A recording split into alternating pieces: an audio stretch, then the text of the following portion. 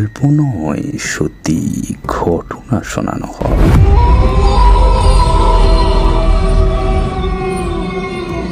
সবাইকে স্বাগত জানাচ্ছি ভৌতিক কথার প্রথম এপিসোডে।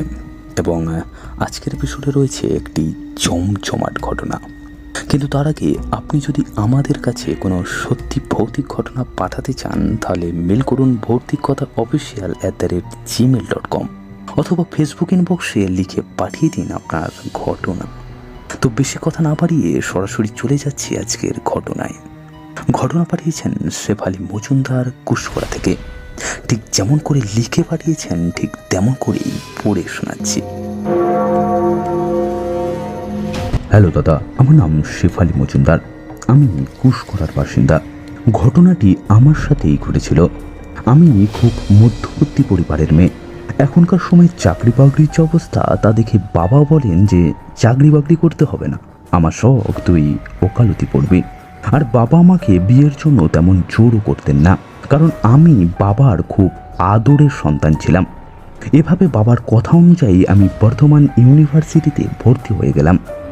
প্রতিদিন সকালে ক্লাস করতে যেতাম, বিকেলে ক্লাস শেষ করে বাড়ি ফিরতে ফিরতে প্রায় সন্ধে হয়ে যেত। এরকমই একদিন বাড়ি ফেরার সময় আবহাওয়া ঠিক ভালো ছিল না, ঝিমঝিম করেই সারাদিন বৃষ্টি হচ্ছিল। সন্ধ্যার সময় দেখি বৃষ্টি আরও বেড়েছে। আমি যেহেতু বাসে যাতায়াত করতাম, তাই বাবা আবহাওয়া খারাপ দেখলে বাস স্ট্যান্ডে এসে দাঁড়িয়ে থাকতেন। কিন্তু সেদিন আমি বাস স্ট্যান্ডে অনেকক্ষণ দাঁড়িয়ে থাকার পরেও বাবাকে না দেখতে পেয়ে নিজেই বাড়ির দিকে রওনা দিলাম। বৃষ্টি এখনও ভালোই জোরে পড়ছে, কিন্তু কিছু করার নেই। কতক্ষণই বা দাঁড়িয়ে থাকবো একা একা। বাড়ির দিকে যেতে যেতে ভাবছিলাম যে বাবা কি অন্য দিক থেকে আসবে, নাকি বাবার শরীর খারাপ হলো। আরও অনেক কিছুই মাথার মধ্যে ঘুরপাক খাচ্ছিল, কারণ বাবা এরকম কখনো করেন না। এইসব ভাবতে ভাবতেই বাড়ির দিকে যাচ্ছিলাম। এমন সময় হঠাৎ করে দেখি আমার থেকে মোটামুটি 30 মিটারের মতো দূরত্বে সাদা শাড়ি পরে এক বৃদ্ধা দাঁড়িয়ে আছেন। আমি দেখে কিছুটা অবাক হলাম। তার দিকে কিছুক্ষণ তাকিয়ে থাকার পর তাকে জিজ্ঞেস করলাম, আচ্ছা বুড়িমা, এখানে কি করছেন?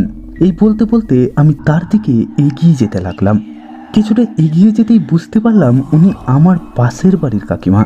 তখন আমি কাকিমা বলে ডাক দিলাম। কাকিমার দিকে কিছুটা এগিয়ে যেতেই দেখলাম কাকিমা আমার থেকে আরও 30 মিটার দূরে চলে গেলেন। আমি আবারও কাকিমার দিকে এগিয়ে যেতে লাগলাম আর বলতে লাগলাম, কি গো কাকিমা, এই সময়ে এখানে কি করছো? এই বৃষ্টিতে ভিজছো কেন? বাড়িতে কি কিছু ঝগড়া ঝামেলা হয়েছে? ও কাকিমা। কিন্তু কাকিমার কাছ থেকে কোনো উত্তর পেলাম না। আবার কাকিমার কাছাকাছি যেতেই কাকিমা আবারও দূরে চলে গেলেন। এই করতে করতে কখন যে আমি আমার বাড়ি পেরিয়ে গেলাম আমি নিজেও খেয়াল করিনি। আমি কাকিমাকে ডাক দিতে দিতে আর ওই একই প্রশ্ন করতে করতে এগিয়ে যেতে লাগলাম। জানি না আমিও কোনো এক মায়াবী শক্তির দ্বারা তার দিকে আকর্ষিত হচ্ছিলাম। তারপর আমাদের বাড়ি থেকে বেশ কিছু দূরে গিয়ে একটি তাল গাছের নিচে দেখি কাকিমা দাঁড়িয়ে আছে।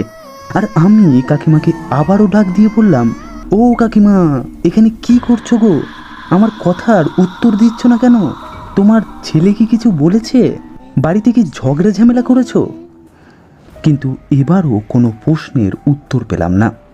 তারপর আমি নিমেষের মধ্যেই দেখতে পেলাম কাকিমা তাল গাছ বেয়ে সোজা ওপরে উঠে গেলেন। আর এটা দেখার পর আমার পুরো শরীর দিয়ে ঠান্ডা স্রোত বয়ে গেল। আমি জোরে চিল্লাতে চাইছি, কিন্তু একে আমার মুখ দিয়ে কোনো আওয়াজ বের হচ্ছে না। আমার শরীর যেন ধীরে ধীরে নিস্তেজ হয়ে যাচ্ছে। এভাবে কখন যেন অজ্ঞান হয়ে গেছি আমি নিজেই জানি না। জ্ঞান ফিরতেই দেখি আমি আমার ঘরের বিছানার উপর শুয়ে আছি।